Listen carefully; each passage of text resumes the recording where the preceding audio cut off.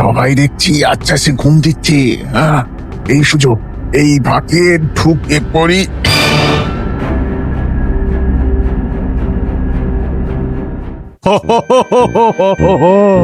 এ কি সর্বনাশ হলো!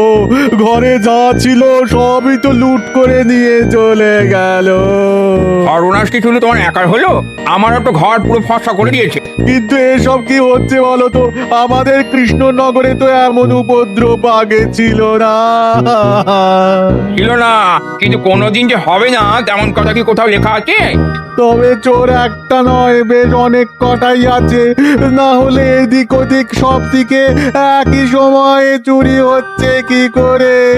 আমাদের কিছু একটা করা দরকার। আমরা আর কি করব? এদিকে চোর ধরতে গেলে চোর ওদিকে চুরি করে পালাবে। না না, আমার মনে হয় এক্ষুনি ব্যাপারটা মহারাজকে জানানো দরকার। হ্যাঁ হ্যাঁ, ঠিক বলেছো। চলো চলো, সবাই মিলে মহারাজের কাছে যাই।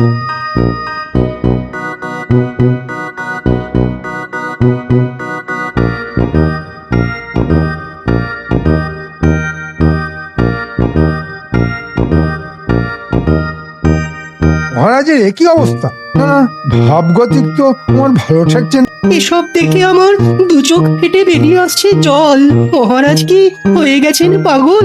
যদি মহারাজের কিছু একটা হয়ে যায়। যদির কথা নদীতে, মন্ত্রীমশাই আপনি বরং ওই নদীতে গিয়েই একটা ডুব মেরে আসুন। তবে তবে আমার মনে হচ্ছে মহারাজ কোনো ভীষণ মানসিক চিন্তায় আছে। এইভাবে চলতে থাকলে কদিন পর থেকে যা করার আমি করব। ব্যাস ব্যাস।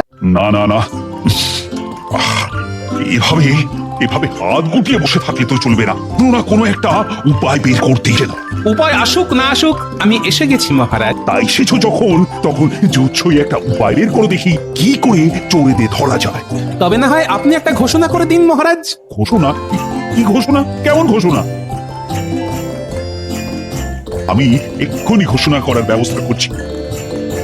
মহারাজ আরো ঘোষণা করেছেন যে চোরেদের তিনি ভাতার ব্যবস্থা করবে। কিরে, কেমন ঘটনা রে ভাই? হ্যাঁ, আমি তো মাথা মুন্ডু কিছুই বুঝতে পারছি না। যত বড় মাপে চুরি করে দেখাতে পারবে তার ভাতা তত বেশি হবে। ইরে ঘটা, আমি যা শুনলাম তুইও কি তাই শুনলি?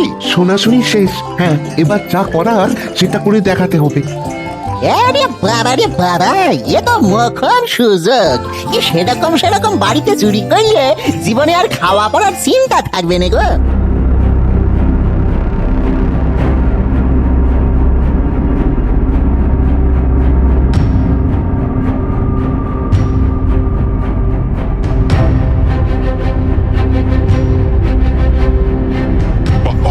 আমার ঘোষণায় তো বেশ ভালো সাড়া পড়েছে দেখছি। এই যে এসে গেছে, ব্যাস ব্যাস ব্যাস, আর একটু এসেছি এসেছি। এই যে তোমাদের আবার কি হলো?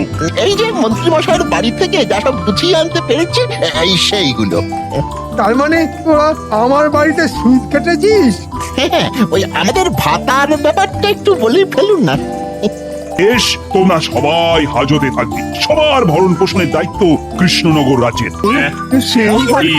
হ্যাঁ নয়, হ্যাঁ।